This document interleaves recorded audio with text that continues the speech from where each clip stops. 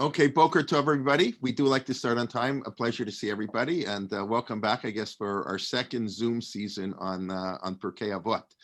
So what I'd like to do this morning is I want to give a sort of a brief overview on a few points on Pirkei Avot, and then we're going to actually pick up from where we left off last year. If anybody remembers, they get the 10 extra points. It's towards the end of the third parak. But just let me make a few introductory points, some of which I may have made last year, some of which I don't think I did. And even if I did, I'm sure that's fine. I'm sure many people are not here, and it's good always to review for all of us.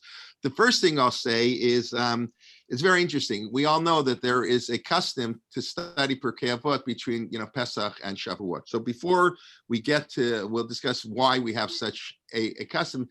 That notion is sort of a strange notion. I'm not aware of really any other text or material that say you're supposed to study this at this time. Okay, Daf Yomi today, but there's not a specific time. We lucked out this year for the first time ever. Masechet Psachim finished just in the lead up, like the week before Pesach. So that was kind of cool. But we don't think we learned this time, that time. There's no such thing like that in our tradition. The only idea we have is on Yontiv, that the Gemara in Megillah says that the Moshe Rabbeinu made a decree. It's interesting. Moshe Rabbeinu, he makes rabbinic decrees too. Like you think Moshe is the giver of the Torah. So what Moshe says is a Torah law. That's not true. What God says through Moshe is the Torah law. What Moshe says, Moshe was a rabbi, and rabbis are allowed to make decrees. So Moshe made some decrees. I think Sheva Brachas is attributed to Moshe. So the Gemara in the end of in Masechet Megillah says that Vayedaber Moshe at Moadei Hashem al Bnei Yisrael. That's how we make Kiddush on Yontif. That Moshe spoke to the Jewish people. So Moshe made a decree, a takan, an ordinance, I guess, that we should study Hilchot Pesach on Pesach and Hilchot Sukkos on Sukkos and Hilchot Pur. We should learn the laws that apply at any time. We don't have any other things. So Pirkei Avot in the summer. So I want to argue this. I don't know if it's true. I thought of it that Pirkei Avot is really a continuation of that idea. That Pirkei Avot is the learning the laws of Shavuot before the holiday of Shavuot. What do I mean by that? So now, first of all, we know that in the Torah, Shavuot has no independent existence. It's the 50th day after Pesach. The Karaites held it was the 50th day after the Sunday after Pesach. Whenever they'll have it a week later this year because we started the Omer on Sunday night. They like to start the Omer on Saturday night. Whatever.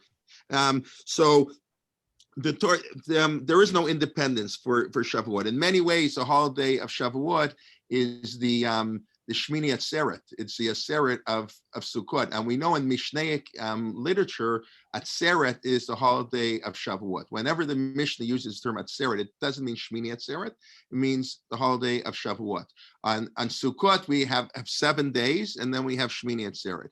And on Pesach, we have 7 days, and then the Atzeret 7 weeks later of Shavuot. And some explain we should do that in the fall also, 7 days of Sukkot, and Shmini Atzeret should be 7 weeks later. The problem is it'd be in the middle of the winter, and we don't have holidays in the winter. All our holidays are from the spring to the fall. Hanukkah is an exception for reasons we won't get into now about light, and obviously Hanukkah is a later day holiday, but Hanukkah is the only holiday in the winter. It's the only holiday that starts in the second half of the month, after the 15th. Most of our holidays are on the 15th of the month, a full moon, Pesach, Sukkot, Purim, Tu B'Shvat, Tu B'Av, 15th, full moon. And the ones that aren't in the full moon are in the first half of the month when the moon is getting bigger, Rosh Hashanah, Yom Kippur, Shavuot, etc. So it appears to me that Pirkei Avot is a continuation of this idea that the Moshe Rabbeinu recommended or ordered that we study the laws of the festival on the festival. There are no really Hilchot Shavuot. If you look in the Shulchan Aruch, Hilchot Shavuot is included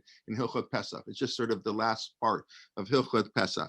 So what I mean, it's the, how do we, so what is Pirkei Avot? Pirkei Avot is how do we accept Torah? It's the laws. What is a Jew supposed to do to prepare themselves for the acceptance of the Torah? That's what Pirkei Avot is. So that's 7 weeks or of preparation, 6 weeks, whatever, of preparation for Shavuot. And that would explain what all the commentaries are bothered with. The first Mishnah in Pirkei Avot seems so out of place. Moshe Kibel Torah Misinai, Umasar Yoshua, the Skenim. Moshe Rabbeinu got the Torah at Mount Sinai, and he passed it to Yoshua, and then went through till the Anshe Knesset Gdolah. We did discuss last year that the first chapter Pirkei Avot is basically a history of the transmission of our Masorah. It goes through historically from Moshe to Anshe Knesset Gdolah, the men of the Great Assembly. That's the beginning of the Second Temple period. Until then, we say nothing because that's our Tanakh. You don't have to say anything. You want to know what happened? Read the Tanakh. Tanakh is closed. The Second Temple period begins. There are no prophets. So we begin with Anshe Knesset Gdolah. Then we have, Shimon HaTzadik, the last of the Anshe Knesset Gdolah, Tikna Shisoko, the 5 pairs of scholars, ending with Hillel and Shammai, the Sukkot, and then we go in order. All our Nisiyim, Rabban Gamliel and Hillel, Rabban Gamliel, etc. So it's really the transmission of our Masorah. But the question is, why does the Pirkei Avot start Moshe Kibel Torah Mishnah? That should be in Masechet Brachot. In Masechet Brachot, where we open up the Mishnah, so the Mishnah should tell us that Moshe got the Torah at Sinai. This is the middle of nowhere. Pirkei Avot, we'll discuss where it's placed in the Mishnah. Why here in Pirkei Avot? So the Rav Avadja Bartanura, who's the most, I guess, important and famous commentary on the Mishnah, 15th, end of the 15th, beginning of the 16th century, Italian rabbi, and he was a rabbi in Bartanura. And then he moved to Israel. And he wrote the classic commentary on the Mishnah. So he has a famous comment that the Greeks and everybody has ethics. Every normal society has ethical values. So we also have ethics. Very nice. And it's basically nice advice. This is a rabbi's thought, but it doesn't have the same force as law. Hilchot Shabbos, that you got to do.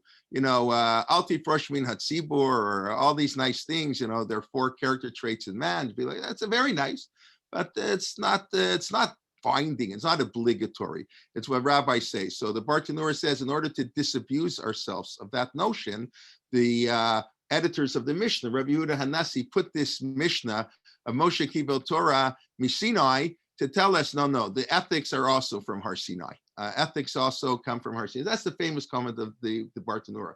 But based on what we're saying, and not that it disagrees, it's because if Pirkei Avot is the preparation, is the lead up to the laws of Shavuot, so obviously it's going to begin Moshe Kibel Torah Misinai. The notion of Shavuot is Kabbalat HaTorah, and therefore Pirkei Avot, and that's why we're learning Pirkei Avot. Why learn? We don't learn whatever you want, whenever you want.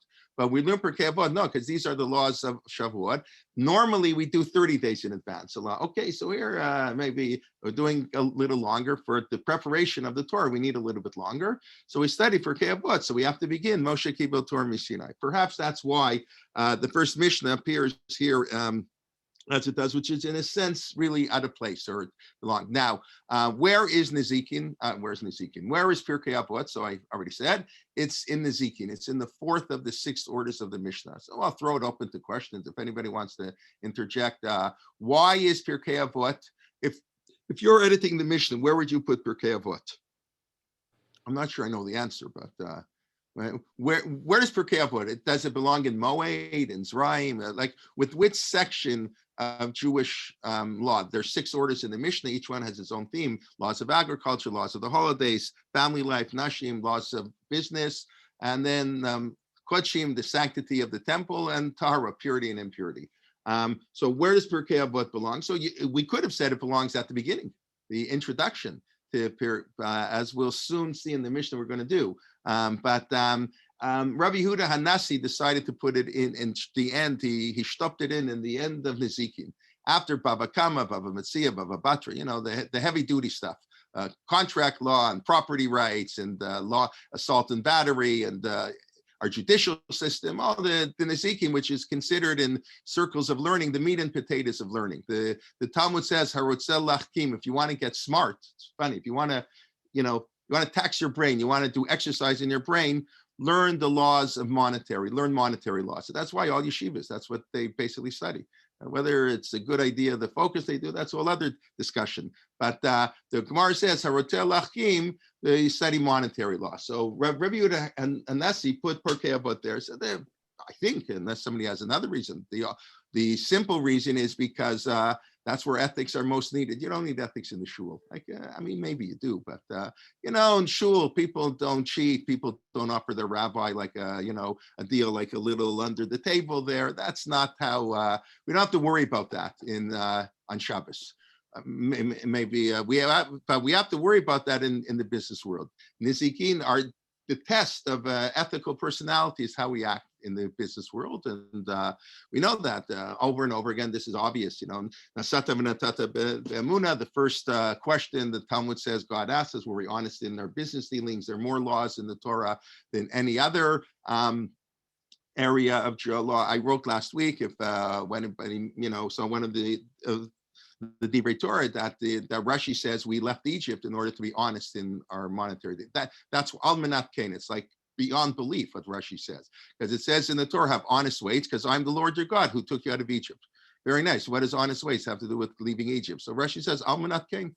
I took you out of Egypt. I didn't take you out of Egypt to eat matzah or to have Shabbos. I took you out of Egypt so you could be honest in your business dealings. So Pirkei Avot, in many ways, is the most important of, I would argue, really the most important of the Masechtot, and that's again the Moshe Kibel Torah Sinai. And of course it's the foundation of Torah, and that's why the custom developed to study it in the lead up to Shavuot. I think the more, what other people often say, a more classical reason is that the summertime people are lax. We're sort of, there's no school and people are on vacation and the weather's nice, and we let our guard down a little bit until Elul or till the shofar. But so some say that's why it's most important to study it at this time. Okay, whatever. That's just one little idea. Now I mentioned it's a fascinating idea. Pirkei Avot. Rabbis have specialties, especially in today's world. I was talking to my students yesterday at chat where I teach, so we're talking about rabbis and halacha, whatever, choosing different things. So somebody asked, how do you know how to pick a rabbi? So we learn in Pirkei Avot, aseh lecha rav, make for yourself a rabbi. And I said, what's the most important word of that phrase, aseh lecha rav? What's the most important of the three words? Lecha. The rabbi has to be for you, has to be your rabbi. You can't pick a rabbi who has a different worldview. People don't realize that sometimes. Often they want the rabbi to be very different. I'm like very modern, but the rabbi should be very, extreme. No, the rabbi has to be, obviously you expect the rabbi to be a little bit more, but the rabbi has to be in your world. If your rabbi doesn't go to university and you went to university, you don't ask him questions. How do you balance your university life and learning Torah? Or he's not a Zionist. So what do you are a Zionist, you're not a Zionist. So what are you going to a Zionist rabbi for? You go to a rabbi who reflects your worldview. Aseh lecha rav. The rabbi has to be in your sort of realm, so you have to have a rabbi, but you can't pick and choose. I want this, he's lenient here, or he's strict here, he's strict there, or he maybe, whatever. But so people are, you can't pick and choose. But in today's world, you have to pick and choose, because in today's world, it's impossible for any rabbi, even Gedolei Israel. They can't know everything. The amount of information is unbelievable. So rabbis today specialize. You have a specialist in Hilchot Eruvin, how to build an Eruv. You have a specialist in Mikvot. Have a specialist in business law. You have rabbis who specialize in business law. And you have a rabbi who specializes in kashrut, gets a degree in chemistry, so he can in food production. So it's impossible today. Even Rav Moshe Feinstein and Rav Soloveitchik, they knew almost everything, but you can't know everything. So rabbis specialize. So Pirkei Avot is where you see the specialist the most. It's sort of strange. So I point out there are 22 rabbis. I didn't do this on my own. I took the help in the back here in the Mishnayos in the story. It lists off every rabbi ever quoted in the Mishnah and how often he's quoted. So here it's like, Rav Meir quoted 800 times. So every rabbi. So I just went through the whole list and I looked at all the rabbis who were only quoted once in the Talmud. Most rabbis are quoted often, Rabbi Akiva, all the rabbis of, because they're quoted all the time. So in Pirkei Avot, we have 22 rabbis who are only quoted in Pirkei Avot, nowhere else. So on the one hand, that's very strange because it's a sort of a disconnect between the sort of legal expertise and the ethical expertise. And we know, of course, they go hand in hand. Every law reflects an ethical value, and ethical values have to be anchored in law. You can't, have an idea. It has to be anchored in action. So really ethics and halacha, or agadan halacha, if you want to call it the sort of classical terminology, are connected. In the Talmud, there's no distinction between halacha and agadah. There is a distinction, but in the Talmud, go smooth from one to the other. The Talmud doesn't say this is more authoritative, this authoritative. It's go together. So here in Pirkei Avot, but it's true. You had people who were great darshanim. I'm imagining some of Pirkei Avot, like most of Midrash. What's most of Midrash? Most of Midrash are rabbis, speeches. There was another law we had is that you couldn't learn Tanakh in the afternoon. This is an amazing law. Halavai, this should be our problem. You're not allowed to study Megillat Ruth on Shabbos afternoon or Megillat Esther. Why not? Or Yeshayahu for that matter. Why not? Because the rabbi gives a drasha before Mincha. The rabbi gives a shir, and we want everybody to go to the shir. And if you're studying Megillat Esther, it's so exciting and so interesting. I'm learning at home. I like this Esther stuff. I got to read it. I got to finish it. So the rabbi said, I can't learn. You can't study any Tanakh because you won't go to the rabbi shir. So most of the midrashim, Yilamdeinu Rabbeinu, are often drashot of the rabbis that the rabbis gave, and that's why they often start with stories and all kinds of interesting. Because any good speaker has to begin with a joke and that's the story. He's not going to just pure halacha. He's talking to a wide audience. People are not interested in that. Most people. So that's what Master Midrash is. Was really the rabbinic speech. So clearly you had rabbis who specialize in this area, and you have that in Pirkei Avot. So you have 20. I'll just mention a few of them. So one, okay, this is like the Anshe Knesset Hagdola. The only time the Anshe Knesset Hagdola is mentioned in the Mishnah is in that first Mishnah in Pirkei Avot, which is actually quite fascinating because the Anshe Knesset Hagdola, we today have the Anshe Knesset Haktana, or they since 1948, whatever. I don't want to talk politics, but as I mentioned, I think it's a beautiful idea that the Israeli Knesset has 120 members. I always mention this. I think people like to criticize Israel, secular, this, all kinds of things. Ben Gurion, whatever you want to think about him, he was rooted in our tradition. He wasn't an observant person, but he understood our tradition very well, and he knew that the Anshe Knesset Agdola were the people who established the Second Commonwealth, and the Jewish people are coming back to Israel after the Babylonian exile. And they were the ones who set the patterns in life that we have 2,600 years later.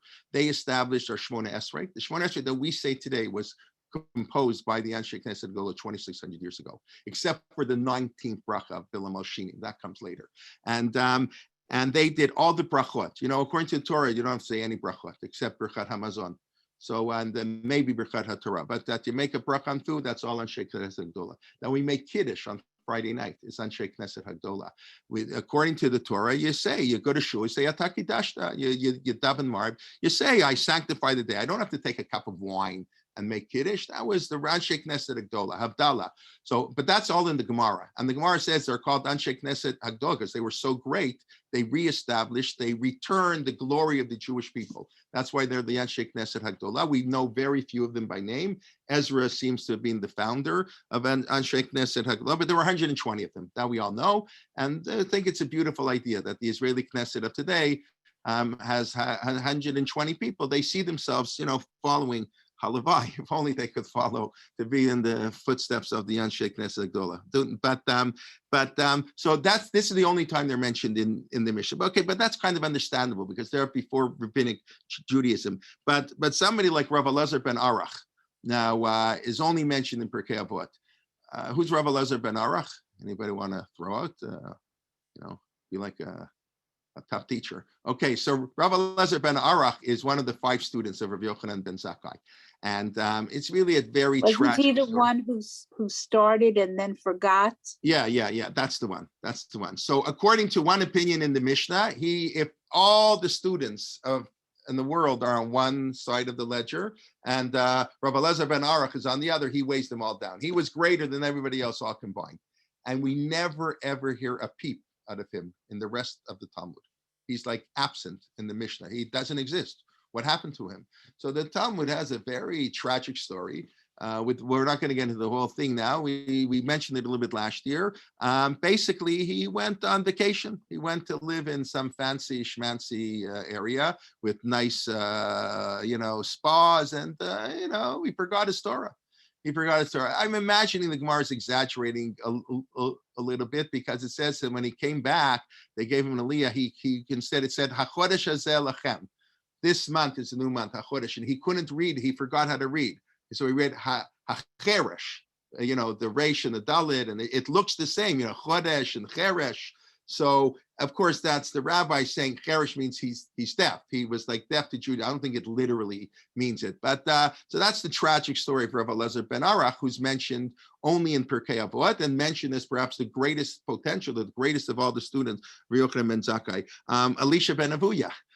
That we understand perhaps why. Again, many of these people appear in the Gemara. The stories in Gemara, but in the Mishnah, Elisha ben Avuya, the great heretic, the famous heretic of teacher of Reb Meir, who Reb Meir remained close with. But interesting, we do quote him. We quote him twice, to teach children, and we'll get there. He's later on coming up, but they didn't expunge him. Or Rabbi Elazar ben Arach either. Rabbi Elazar ben Arach is quoted for the teachings they gave.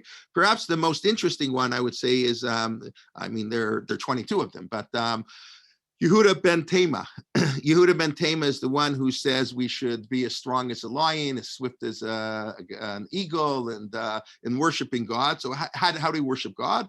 And he's the one who sets up our life trajectory. At 5, you learn Mishnah. At 10, at 5, you learn Tanakh. At 10, Mishnah. 15, Gemara. Get married at 18. Okay, whatever. And he goes through the whole life cycle of events. So it's very interesting. That's just like an important Mishnah. How do you worship God? When do you worship God? Like it's the basics of our whole existence. That's the only time he appears. The only time is quoted once in the entire Mishnah. It's 4,300 Mishnah, it's something like that.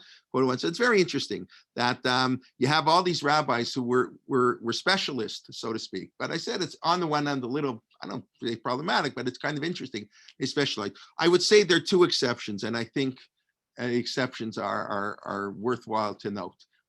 One is Hillel, of course, and the other is Rav Yochanan ben Zakkai, who we just mentioned. If you look at Pirkei Avot, so I mentioned the first chapter is a historical development of our tradition.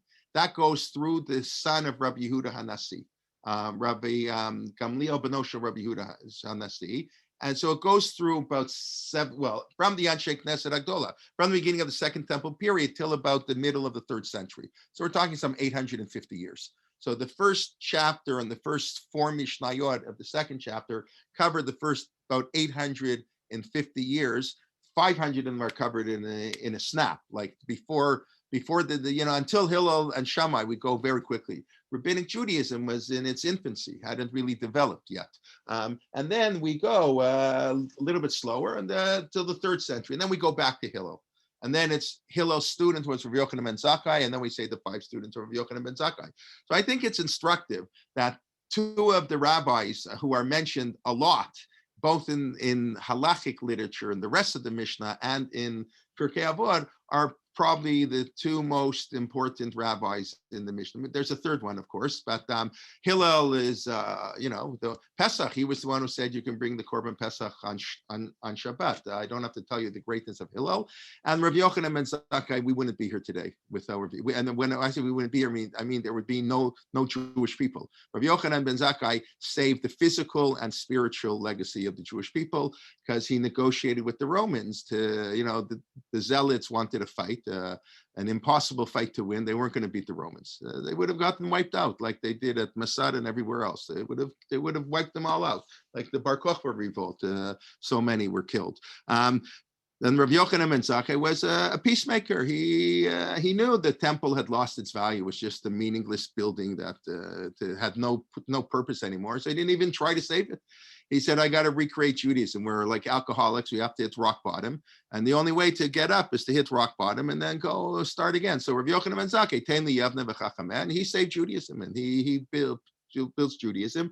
And I just find it interesting. I don't know, just maybe it's meaningless, but it's something that it struck me that these are the sort of the greatest rabbi. The third one, of course, I think in any discussion you have to put of the greatest. I mean, it's hard. We don't judge like who's greater, but we know there are certain rabbis who make historical contributions, and the Midrashim pick up on that. Without this person, this wouldn't have happened. Is Rabbi Akiva, of course, and Rabbi Akiva is only mentioned once in all of Pirkei Avot. So I find that kind of interesting. I don't exactly know why, but I just this point. Okay. Okay. I think that's enough of introduction. If anybody has any questions, please let me know.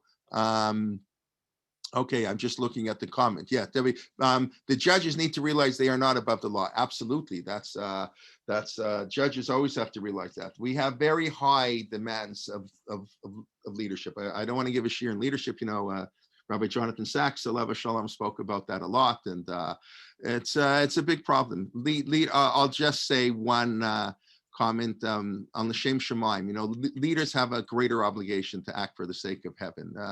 Me and you, well, I don't know. In other words, regular people, it doesn't really matter why we do things. The Mishnah says, the Gemara says in many places that you should always do Torah and mitzvot. You should learn Torah, study Torah, and do mitzvot for the wrong reason. Because from the wrong reason, come to the right reason. Who cares? Who cares why I keep Shabbos? I keep Shabbos because it's my neighbors. I'll be insulted. Whatever. Obviously, it's nice to keep it because God said so, or you see ethical meaning, whatever. But lo olam yasok adam. You should always do mitzvot, not for the right reason. There is an exception, and the exception is our leadership. People in political power, people in power, because see, the Gemara also quotes other opinions that whoever doesn't do mitzvot lishma for the right reason, it would have been better had they not been born. So this is a blatant contradiction. So we discussed this another time, various answers to the contradiction of these smart. Tosfot brings it up like 8 times. Every time it appears a lot in the Talmud, this expression. A person should always do mitzvot not for the right reason. And Tosfot always asks, yeah, but the Gemara in Brachot says that if you do mitzvot for the wrong reason, it would be better not to be born. What's going on here? So you could argue, like I often like to say, 2 different opinions. That's okay. But so one of the answer really based on the Netziv, the great Rosh Yeshiva in Volozhin, he doesn't exactly phrase it the way I'm phrasing it, but I think based on his writings, the idea is that those who are in leadership have to act for the sake of heaven. Why is it so important for those in leadership to act for the sake of heaven? Because we mention this also all the time, because a leader always has to hurt people. By definition, a leader has to make tough decisions. So I just heard this morning on the radio that they've told the doctors in the hospital to have no elective surgery, 0. Our intensive care units are totally overrun, the most they've ever been, and they can't cope. And so they're cutting. And I just heard one of the doctors, one of the infectious disease specialists on the radio here all the time, said, you understand, these are not optional, surgery. When they say it's elective, it doesn't mean it's like optional. It means it's a cancer patient who needs surgery, is going to die, but it's like it's scheduled in 2 weeks. They don't have to do it this second.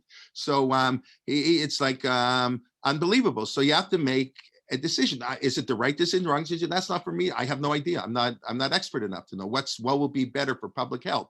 But somebody's making a decision that people are going to die because of the decision. Who gets a vaccine? But that's what it means to be a leader. That's if you can't handle the heat, don't go into the business. So because leaders hurt people, that's okay. And that's why we have in Pirkei Avot, it's so important to work l'shem shamayim, and it's wonderful. It's okay to hurt people because you're helping more people. But if your political decision, it's not only in politics, everybody has their own leadership. You're the head of a school, whatever it is, if the president of the shul, when you make a decision, not what's best interest for everybody, but what will get you reelected, what's good. So then you're hurting people for personal gain. That's better. You shouldn't have been born. And that's, I think, to me, the greatest challenge of our leadership today. Our whatever. I don't want to. What can I tell you? There are very few leaders who we can't be perfect. I don't expect. No human being can be 100% motivated, but we can be 85% motivated to do public good. And many of our leaders are. I think sometimes, the media, many of the leaders really are. They go in, but sometimes the system is awful. It makes it much worse. In other words, people who are good people go in and the system is so messed up. And other times, whatever, they get corrupted, they're in leadership too long, all kinds of reasons. But many people do go in and do intend. So that's all I'll just point out when you talk about leadership. It's a tremendous responsibility to be a leader. It's the greatest, I think it's the greatest thing a Jew can do. More important than learning Torah, more important than anything is the being a leader. I mean, taking a position. Everybody can take literal leadership. Those who are more talented, more capable, take on bigger positions. Jonathan Sacks was an amazing leader. I mean, he was the leader of more non-Jews perhaps than Jews probably, in England and around the world. The non-Jews looked up to him. It's fantastic, He was such a Kiddush Hashem. So many of the great leaders who we lost this year, Dr. Lamb and so many of Dr. Twersky, and I mean, it was, we all know how it was a tough year. Some of the greats, Adin Steinfeld, some of the great people we lost this year. And these were tremendous leaders who acted for benefit of Israel. So that's what Pirkei Avot often, you have all these exhortations on leadership to act in particular ways. Okay, it's exactly halfway through. So let's get to the actual Mishnah. Those who want to figure what we did last year, maybe we'll come back to it next year, in 2 years, please, whatever. But you can listen online. The 20 shiurim of last year are online. If anybody, all the shiurim we do on Zoom, the hundreds of shiurim, and even before Zoom, of course, we have. So anybody's always welcome to listen. We're going to start. If you have a Pirkei Avot, great. If not, okay, for next week. But it's okay. I'll read it and translate. We're Perek Gimel. Sometimes it's different in each publication how they number them, because Pirkei Avot is not really, it's not published in the Gemara. It's separate books. There's no Gemara in Pirkei Avot. So I have it as Mishnah Tet Zayin in Perek Gimel. It's the second last Mishnah, third last in Perek Gimel, in the third chapter. Rabbi Eliezer ben Azariah Omer. Rabbi Eliezer ben Azariah said. So we all know Rabbi Eliezer ben Azariah. We met him at the Pesach Seder. Right? Rabbi Eliezer ben Azariah, of course, the great compromise candidate, talking on leadership. So often that's what happens in the world of leadership. The famous dispute, Rabbi Gamliel had insult. Rabbi Gamliel was a great leader, but like everything, all great qualities, if you take them too far, have negative side effects. That's Rav Kook, I believe. I'm not sure if it was a Kook. I heard it's a beautiful, very, very deep idea that Avram Avinu had a Yishmael, and Yaakov and Yitzchak had an Esav. Why is that? So Avram Avinu is the overflow of Chesed. Avram, kindness and graciousness and helping other people. And sometimes that can go to an extreme. Sometimes you help people. Sometimes you have to fight. And that's what Sarah saw. We got to throw out Yishmael. I'm not going to who's right, but that's the idea that Yishmael represents sometimes if you're too nice to people, it's not good. And the Chesed went too far. And Yitzchak is Gvura, is strength, is power. So Esav is the power gone too far. The hunter, the kill, so whatever you can make of that. I'm not an expert, but that I remember hearing that many years ago. This idea, I believe in the name of Rav Kook, but the idea is true. Anything can be taken too far. Rabbi Gamliel was an amazing leader, and he was a very strong leader, and we needed a strong leader. It's the generation after Rav Yochanan ben Zakkai. And they're in Yavne, and Jewish life, who knows if it's going to survive? And we look back, of course, what we're talking about is going to survive. Not so simple. Many Jews have been lost throughout history. The 10 tribes. I mean, that's most of the Jewish people. They're no longer. There's no guarantee. I'm not getting into the prophecies, all that stuff. Well, so there'll be 8 Jews left. But who knows? So Rabbi Gamliel took very difficult decisions, and he ran an authoritarian regime because he had no choice at that time. But there are negative side effects. So his negative side effects was he was a little bit too harsh, a lot too harsh on Rabbi Yoshua. He mistreated him. The famous story on they had a dispute on the calendar. He had to do what he had to do. Rabbi Gamliel was right. I have said it 100 times. With all the disputes, Orthodox, conservative, Reform, secular, we all agree when Pesach is. That's why with the Karaites, it was such a big fight. The Karaites are not part of the Jewish people. They celebrated Shavuot a week later on Sunday. Can you imagine if the Reform Jews had Pesach on one day and Orthodox Jews on another day? Oh my gosh. So we argue, but we're one people. We have one calendar. the first mitzvah given to the Jewish people is the calendar. The calendar, without a calendar, a united calendar, we're not one people. So Rabbi Gamliel had to do what he had to do, Rabbi Shua, but he did it very harshly. Anyways, and he did it more than once on 3 occasions. The Talmud says so. They impeached him temporarily. So they impeached him, and they're not going to give it to Rabbi Yeshua. That's not nice. That's like a slap in the face, because Rabbi Yeshua is the one arguing. So like it's not nice to Rabbi Gamliel to give it. It's also a very interesting idea. So they were going to. Who's next in line is Rabbi Akiva. So they're going to appoint Rabbi Akiva. And I can't appoint Rabbi Akiva. Rabbi Akiva, he's like a shepherd. He's like and you often find in the Gemara. I find this amazing. I've noticed this all the time. So often the Gemara refers to Akiva as Akiva, not as Rabbi. Like Rabbi Akiva was saying, and the rabbi say Akiva. You said Akiva, like he's this little like farm boy, like at the age of 40, he learned Aleph Beit. I don't know exactly. You don't find that Meir. It's always Rav Meir. It's always Rav Elazar. It's never like, but Akiva is often, even the famous Gemara in Makot, where Akiva nichamtanu, Akiva, you've comforted us. So it's very interesting. So Rabbi Akiva's got no yichis. He's, I don't care. So yes, he's the greatest rabbi, but we can't make him. People won't accept him. We're not going to accept him. He didn't know Aleph Beit. I remember him as a kid, the total Amaretz. So they had to go to a third candidate with no baggage. Yeah, you got to find somebody, so the media can't tear them apart. So they went to some young guy who nobody ever heard of, 18 years old. He has no baggage. He can barely vote. So they go to Rabbi Elazar ben Azariah and they point to Rabbi Elazar ben Azariah. He's a compromise candidate. And that's how he becomes the Nasi. And then we read about him. He was very different than Rabbi Gamliel. He had a much open educational approach. Then we're not going to discuss that now. We discussed it other times. Rabbi Elazar had a very different approach. And then finally, Rabbi Gamliel apologized to Yeshua, so they reappointed. But they weren't going to kick out Rabbi Elazar ben Azariah, so they had shifts. They took turns. 1 week, this rabbi, the Gemara says actually 2 out of 3 weeks, Rabbi Gamliel spoke. How do you know who's the rabbi of the shul, right? Who speaks on Shabbos morning? So when there's an assistant rabbi, you know how important this assistant rabbi is. How often does he? I mean, maybe I shouldn't say this, but how often does the assistant rabbi speak? Does he get to speak on the second day of Rosh Hashanah, or does he only get between Mincha Mariv to give the shir? So you can see like how often the person speaks. He's the head here. So the Gemara says Rabbi Gamliel would speak 2 out of 3 weeks, and Rabbi Elazar ben Azariah would speak 3 weeks. And sometimes they'd have a discussion. The Gemara say Shabbat shel mi haya. Somebody wasn't in shul or went to different shul. Said, whose Shabbos was it this week? Who gave the drasha this week in shul? Rabbi Gamliel or Rabbi Elazar ben Azariah? So anyways, Rabbi Elazar ben Azariah and Rabbi Soloveitchik, of course, pointed out a very beautiful idea that this is the Gemara's way of saying there are different approaches to education. That Rabbi Gamliel had a very elitist approach. Only the elite should learn. In Harvard University, you don't let anybody in because you won't be Harvard University anymore. You want a great yeshiva. That's why the yeshivas in Europe produce so much more than they do today. Today, anybody can go to advanced yeshivas. It's very nice to us, but at a certain point, it's a detraction because there's no competition. There's no reason to excel because, anybody can sit there, but you only allow in the top 10 people, you'll get the 10 best people. Boy, will they work hard.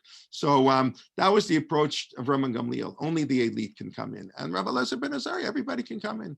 And the different approaches, and they had other differences. So Rav Soloveitchik said, when the Gemara says they brought back Rabbi Gamliel, it's teaching us there's no one approach. Different approaches, different people. Anyways, that's Rabbi Elazar ben Azariah. So let's actually get to Pirkei Avot. Okay, so Rabbi Elazar ben Azariah Mer, im ein Torah, ein derech eretz. Whoa, so that's what we're talking. If there's no Torah, there's no derech eretz.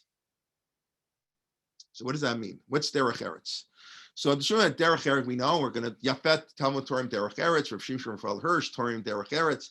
So the Shua derech eretz means the way of the land. So the simple meaning of derech eretz is to live in the world. Derech eretz. The way of the world, the way of the land. In other words, you want to be a contributing member of society. In other words, the Torah is not meant to be lived in isolation. It's today, some people want to be in isolation. That's a historical result of historical tragedy. The Torah is not meant to be in the middle of, you live in the ghetto. The Torah has to be everywhere in the middle of the street. When Avraham Avinu prayed for a storm, Ulai yesh chamishim tzadikim betoch ha'ir, in the midst of the city. And Ibn Ezra points that out, that 50 tzaddikim learning in yeshiva is not going to save a city. 50 tzaddikim on Bay Street or or Wall Street, as you would say in New York, Bay Street in Toronto, in the middle of corporate Canada, in the middle of corporate culture, 50 tzaddikim who are CEOs of companies, that's going to save. That's going to influence. That will save an entire city. 50 tzaddikim b'tochi, or derech eretz. The simple meaning of derech eretz is how to live in the world. That's what it means. We have other interpretations. So in main Torah, in derech eretz, Torah tells us how to live in the world. Torah tells us how to treat strangers, how to be honest in business, how to treat our parents, how not to gossip. The Torah is the derech eretz. That's what Torah is. So in main Torah, now, what do you mean aim Torah, aim derech eretz? So that's already a pretty bold statement. He says like this. He says if there's no Torah, what do you mean? You can't have derech eretz without Torah. So that's already a little bit hard. That's so I don't know that I don't think I can't believe he means that literally. You can have people who are good people without Torah, but so either you interpret Torah to mean not actually Torah, but like guidance. In other words, Torah in its broadest sense. But basically, what it means, if you just are concerned with worldly affairs, you can't have anything. You need an instruction guide.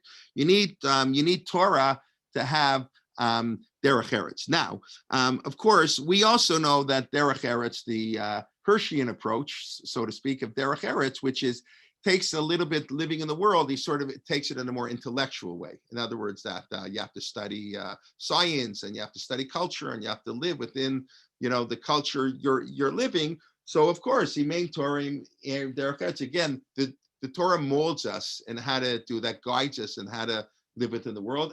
But main derech eretz ain't Torah. Maybe perhaps it's the more important side. Without derech eretz, you can't have Torah. So without being involved in the world, your Torah is almost meaningless. That's what I was saying before. The 50 tzaddikim b'tochi, main derech eretz ain't Torah. Now, if you want to interpret derech eretz like you were taught in kindergarten, like manners, derech eretz, you have derech eretz for somebody, respect. So it's even more obvious. Main derech eretz ain't Torah. That means if a person doesn't have basic manners, that's what I said. That's what Pirkei Avot is all about. It's a preparation for Shavuot. It's what are the laws of getting the Torah. One can't get the Torah without. Just let me try to turn off my phone here. One cannot get the Torah without derech eretz. You mean derech eretz, and it's all meaningless. So that's what all Pirkei Avot is. So that makes very great sense. If on a manner sense, without manners or human decency, you can't have Torah. Rav Hirsch would believe main derech eretz ain't Torah. Rav Soloveitchik, without the science, you can't have Torah either. You can't understand the Torah. A, you can't understand it without broader knowledge. B, you can't apply it. If you don't understand the ways of the world, Torah is meaningless. We have a famous expression, but the Gemara says, Kol hadan din emet la'amito. A judge who renders din emet, a true verdict to its truth. It's a strange, din emet la'amito, truth to truth. What does that mean? Truth is truth. Truth doesn't need anything else. Either it's true. If it's true, but then it isn't true. What do you mean? Truth for truth. Din emet la'amito. So I believe that in the Torah, at the beginning, one of the commentaries on the Torah quotes a very beautiful idea. You know what? The Torah is truth, but if it's not applied in the right way, it's not truth. Emet la'amito means it's got to be true for the circumstance in which you're living. That's what we said. Aseh lecha Rab. You talk to Rabbi, he doesn't understand your world. So it may be truth what he says, but it's not truth for truth. It's not emet la'amito. The judge, that's why we have an oral law. That's why it's not supposed to be written down. We're not supposed to look up everything on a computer. That's why I don't like these things you post on Google, Shaila, and you get a one-line answer. If the rabbi doesn't know the person asking, okay, maybe is this ingredient kosher? Okay, that may be. But if it's a personal question, anything to do with your personal life, if the rabbi doesn't know you, he has no right giving you an answer. You shouldn't. That's not Judaism. We discussed many times. Two people could ask the same question, get two different answers. They're both true. They're different because it's emet la'amito, because it has to be truth for truth. So derech eretz, main derech eretz, ain't Torah means, you know what? The same ruling that worked in the 19th century in Europe is a disaster in America in the 20th century. And worse in America in the 20th century is a disaster in Israel. It's different people, different societies, and the Torah has to be derech im ein derech eretz. If you don't understand the ways of the world, then you don't know how to apply the Torah into that world, and therefore im ein Torah im ein derech eretz im ein derech eretz ein Torah. There has to be the combination. There's a very Torah Mada, this is a very modern Orthodox mission of it. I don't think modern Orthodox is what Judaism said. Now it's very interesting. We learned that Yafet Talmud Torah im derech eretz. So I was looking at it last night, and it actually struck me as very interesting. So the famous that expression, it's nice. Yafet. It's also a funny word. Yafet Talmud Torah im derech eretz. That's Rabbi Gamliel, the son of Rabbi Yehuda Nasi. The only time he's quoted in all of Talmud is the son of Rabbi Yehuda Nasi. This famous thing that became the slogan of Shimon Raphael Hirsch, became the slogan of neo-orthodoxy. Yafet Talmud Torah im derech eretz. It's nice. It's nice to have Torah and derech eretz, which Hirsch, of course, interpreted in its broadest sense, the ways of the world, culture, science, etc. Now, Yafet Talmud Torah derech eretz means it's not like the only thing. Like here, Rabbi Eliezer is saying, without derech eretz, you don't have Torah. You can't have one without the other. That's not what Rabbi Gamliel, Benosh, or Rabbi Yehuda Nasi said. He said it's nice. It's nice. It's in other words, it's a little bit lower. Now, Rabbi Eliezer ben Azariah lived earlier. He lived 3 generations earlier. So in a certain sense, Rabbi Gamliel, I don't want to call it this a pushback, but he sort of lowers the importance of derech eretz. I know that's not how we normally learn it. We normally, this is the great thing, Yafet Talmud Torah, and it is. But if you study it in the context of Rabbi Eliezer ben Azariah, who lived 3 generations earlier, who says, without derech eretz, you don't have Torah. It's impossible. And then you come to Rabbi Gamliel, who's listed earlier, because remember, we went historically at the beginning, and then we go back to Hillel. So he's the end of that first historical run. So he's quoted earlier, even though he lived later. It's only nice. It's a little bit less. But then, this is what I was trying to think of. It hit me last night. I've learned this, I've read this Mishnah 100 times in my life, and I never thought of this before. And I don't have really a good answer, so I'll throw it out to you. I mean, why is it good? Because if you have both of them, you'll forget this, and you won't have any time. A person, when they asked Rav Soloveitchik once, how is it possible for you to be like the greatest Talmudic genius and you have a PhD in philosophy? Like, when do you read all this like non-Jewish stuff? Like, where do you have the time? So Rabbi Soloveitchik, this is a story I heard. So Rabbi Soloveitchik says, on the time that you're wasting talking about when I can do it, that's when I study it. In other words, you don't have time. A person is getting a PhD and wants to be a Talmud Chacham, has no time to sin. So now it's already a little bit more important, because it prevents you from sinning. It's not just nice, it's sort of, he's going up. And then, and any Torah that doesn't have work with it, you're finished. B'teilah, the Torah will become meaningless, will become nothing. If your Torah is just Torah and nothing else, you don't apply, you don't have a means of livelihood, whatever, melacha, b'teilah, it's meaningless. It's not only meaningless, it's sinful. Goreret avon. This is a really powerful statement. I mean, it's unbelievably powerful. Sofa b'teilah, it's meaningless and worse than meaningless. Goreret avon. It causes sin. And then his next line, kol ha'melimim hatzibur, work for the congregation, communal work, and which is fascinating, the connection. So the true matter is, Rabbi Gamliel begins with yafeh, it's nice. And then he says, it's more than nice, because if you'll forget, you won't know how to sin, you don't have time to sin. Not only is it more than nice, and that, you know what? If you don't do it, your Torah is going to become meaningless, and then you're going to sin. So in a sense, now he's upgrading. In other words, so he's like upgrading Rabbi Eliezer ben Azariah, or he's saying the same thing. But I just find it interesting. I don't know exactly why he starts Yafet Talmud Torah derech eretz. It's very nice. And then he continues, if you don't have this, your Torah is meaningless and will cause sin. So it's more than nice. But anyways, I don't know. I throw it out if you have any ideas. But really here, and you have this a lot in Pirkei, but you have this a lot, that we know the most important message you have to say over and over again. The rabbi has, you have to talk about the same themes, especially in ethics, because people need reminders. So this is a very similar idea. Torah derech eretz. Okay, let's go quickly. Yes. Just a quick note. In modern Hebrew, you have this concept of yifui koach, authorization, a power of attorney. And when judges in the Israeli Supreme Court, for example, write opinions, they say, yafim divrei hashofet so-and-so. They don't mean nice. They mean worthy, valuable. Right. So even if valuable, I agree. Very good. No, thank you. But valuable means it's valuable, but it doesn't mean it's essential. So he starts off, it's valuable, and then he says, you won't sin. That makes it even more important. Then he says, and if you don't do it, your Torah will be meaningless. It's not like you'll have Torah and you'll sin. You won't have Torah. Torah b'teilah. That's a really strong word, like our chametz. We do bitul chametz. So it's nothing. It's like the dust of the earth. So sofa b'teilah, to say Torah b'teilah, it's like unbelievable. How can you say such a thing? Goreret avon. It's like your Torah causes you to sin.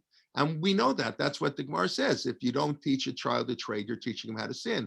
And we know people can misuse Torah. We know Torah is so powerful. It can be used for good, but it can be used for evil. So it's so I just find Yafeh, even if you want to take it, which I think you're correct, right? This, it's more than nice. It's like, it's good, but good, I think he's developing the theme. He's starting and then he's saying, it's nice. Okay, now I have your attention. It's even more than that, whatever. But I just point out the similarity. Okay, we'll just do one more thing. I see it's getting a little bit late.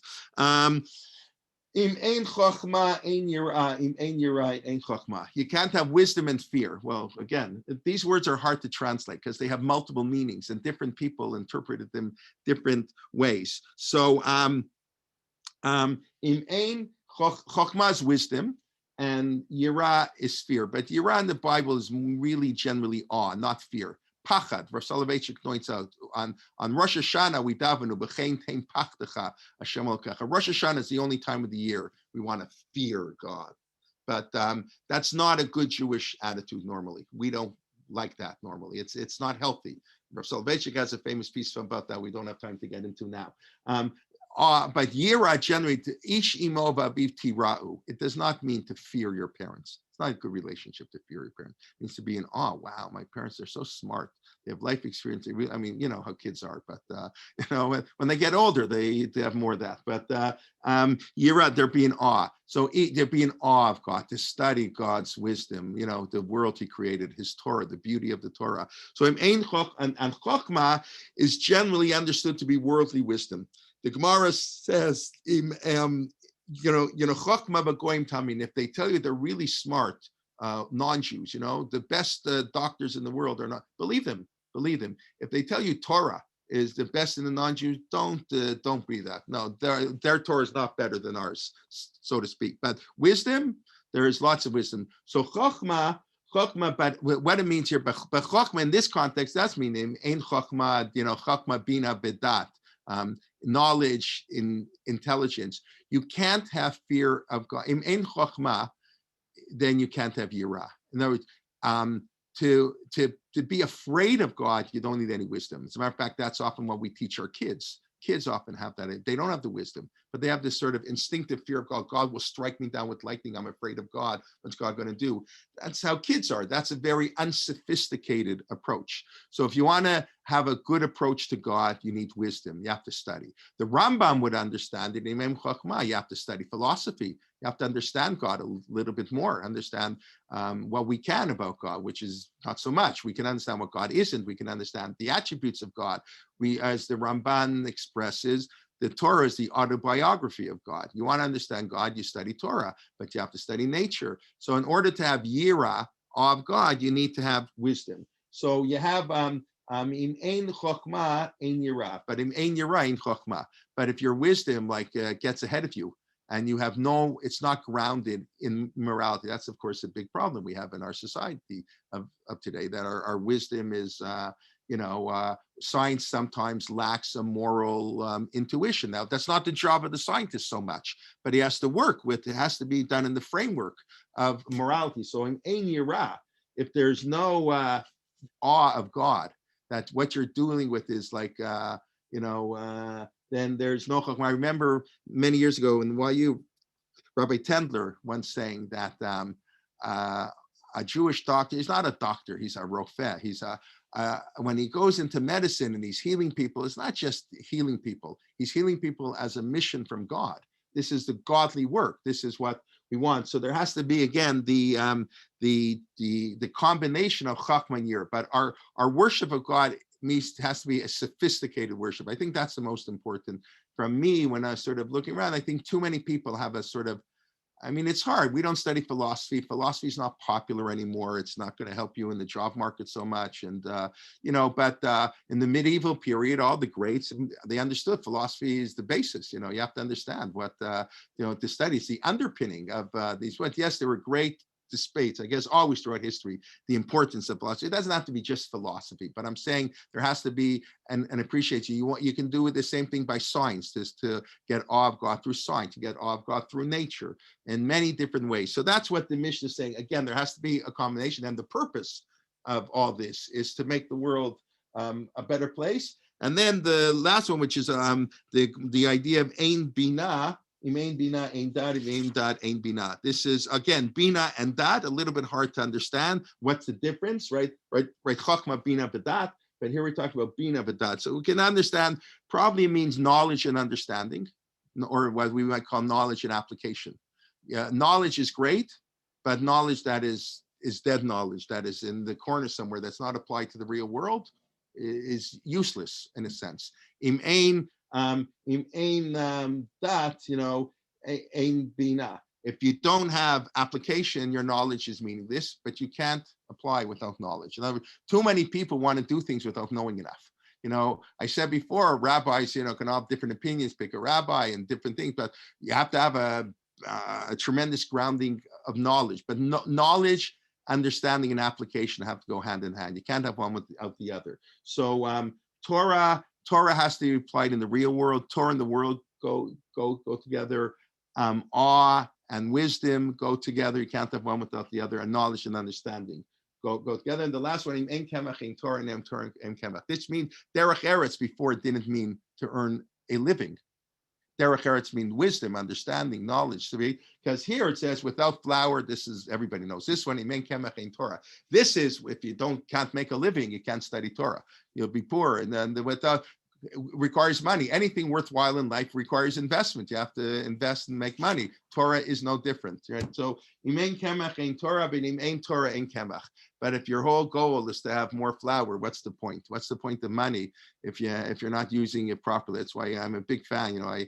And the school, like on the giving pledge, I think Warren Buffett and Bill Gates are two of the greatest people alive, and have done more for humanity. And the billions and maybe trillions of dollars that they're causing to give to charity is just unbelievable. The founding of the giving pledge, they made tons of money, but they understand that money has a purpose. And if you go on the giving pledge site, and you read every one of them, they're about 203. It's very beautiful, but it's about 8% of the billionaires. About 92% of world billionaires have not agreed to give away half their wealth to charity. But you read what everybody, it's actually inspiring. It's inspiring to read why these people are giving away money. But that's im ein Torah, ein kemach. Im ein kemach in Torah. Without they all realize, and the truth of the matter, when you reach a certain point of wealth, like when you're I can't afford a fancy car yet, I want to go on vacation. I understand you're working for things you need. I don't know, you need them. You're working for things you want. But then there reaches the point where it's like, it's meaningless. And that's often when people get into trouble. They cheat a little bit. They do all kinds of things because they just want a higher market share, because they don't need the money for any real purpose. It's just now a power trip. But if you realize it's im ein Torah, ein kemach, without a purpose, it's much different. Anyways, that's we'll end here. Just to very, very quickly review. So Pirkei Avot it's beautiful. It's instructed learning. It's guided learning, because it's a continuation of Moshe's order that we should study the laws of the festival on the festival to prepare 30 days in advance, whatever. So this is the preparation for the holiday of Shavuot. And that's why the Mishnah begins, Moshe got the Torah at Sinai. And what are the laws of Shavuot? How to be an ethical person, because without derech eretz, ain't Torah. Derech eretz kadma Torah. So Pirkei Avot is the preparation we do for Torah. We say Pirkei Avot, there are specialists and who only appear in Pirkei Avot, that they're ethical. Every field. A specialist that we discussed a little bit, Rabbi Elazar ben Azari on Sheknes Golas, and then the idea that life is combining often two opposites together. The importance of acting, of leadership a little bit, how they have to act totally for the sake of heaven, and other people not so much. And then that in life, we have to know how to balance the material and the physical and knowledge and application. We have to know, all of life is a balance. If you want to say a gesher tzar, I'm not sure that's the same thing, but it's the same idea. Anyways, okay, it's 10:29, and I want to wish everybody a Shabbat Shalom, and thank you for coming, and we look forward to seeing you next week, not just for this year, but of course for all our shirim. Sunday morning, we have a double header. Daniel Feldman of Yeshiva University, who's going to give actually a 5-part series on halacha and human relations. He wrote the book, The Right and the Good. He's a tremendous Talmud Chacham, and he's going to talk about the halachot of Ben Adam L'Chavero, followed by Rabbi Liebtag, his regular Sunday morning, time slot 11:15. He'll be talking about Mamad Har Sinai, the 5 weeks to study the basically Yitro, the lead up to Har Sinai, and that's on Sunday. And then on Monday, what do we have on Monday? We're starting our religious Zionism class, Rabbi Arishvat, and this week Megillat Ruth. So follow the schedules. We look forward to seeing you, and want to wish everybody a Shabbat Shalom. And thank you very much. Any questions? Just let me quickly take a look at the questions. Shabbat Shalom. I'm sorry? No. The truth of the matter, this week and next week, I'm teaching at Chat. I really can't stay late. Starting in 2 weeks, I'll have time, but my schedule at Chat, I have to go and teach them, so I really can't stay online. I do apologize for that. So maybe if there's any questions you have, please, I'll be happy to take them actually, next week and after that. Okay, Shabbat Shalom, everybody. Thank you. Shabbat Shalom. Be well. Bye-bye. Thank you. Okay, Shabbat thank you. Shalom.